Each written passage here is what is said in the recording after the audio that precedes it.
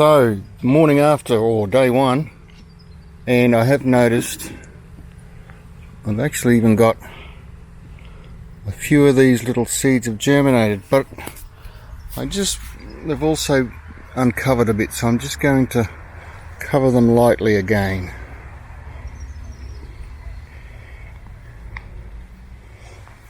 Just covering, that's all.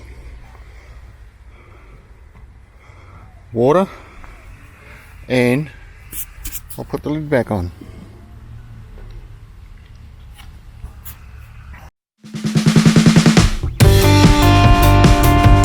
Get a load of these guys, trendsetters.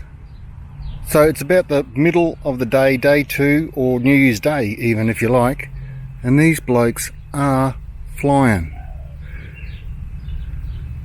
I've got them covered at the moment. Like I said, it's the middle of the day, but I'll come back out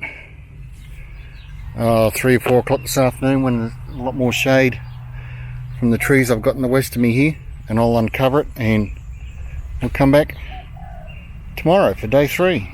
But woohoo, lots of ants, but I don't think they're a bother. They're probably just after the moisture. See you tomorrow.